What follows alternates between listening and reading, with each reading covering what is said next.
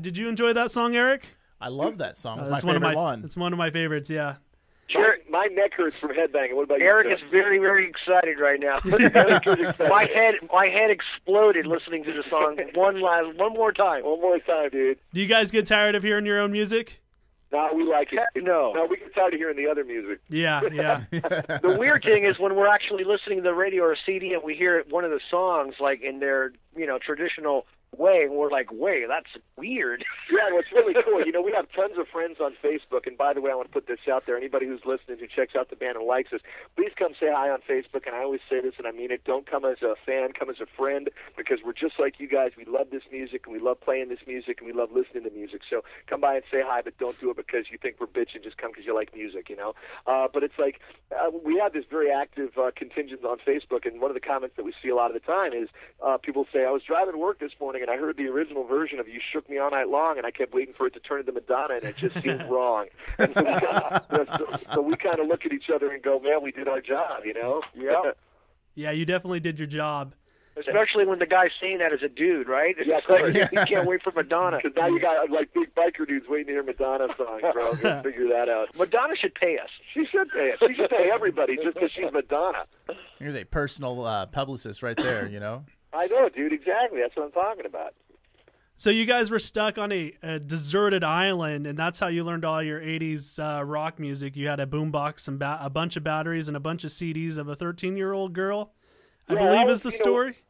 When we were putting this whole thing together, we thought, we want it to be entertainment, man. We want you to come to a show and see a show. You don't want to see a bunch of guys in flannel T-shirts staring at their shoes, And it's like when we first came up with this, I was just thinking, I had this idea. The whole thing that kind of spurred the Rock Sugar thing to go on was that I had this idea about wouldn't it be funny if some 80s metal hair band got stuck on an island for 20 years with nothing but pop music? What would it do to them mentally, So when we put the CD out, which you can get on Amazon for like $100 or something like that, but don't worry, we're going to turn it around. You'll get it for cheap again soon, I hope.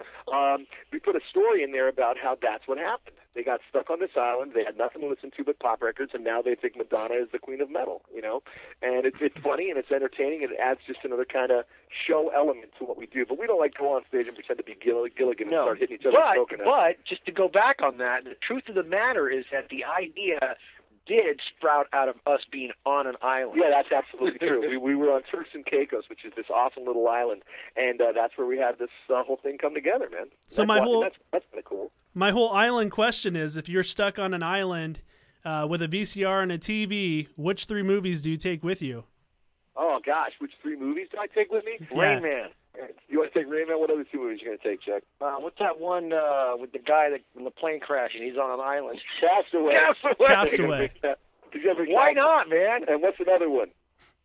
Chuck would just bring a bunch of porn. I would bring porn, dude. Chuck would bring porn. I would bring The Wizard of Oz, my favorite movie. I would bring Braveheart because it makes me want to kick ass. Harry Winkle and the Chocolate Factory. And I would bring Willy Wonka and the Chocolate Factory because it's freaking awesome, dude. Those little Oompa Loompas.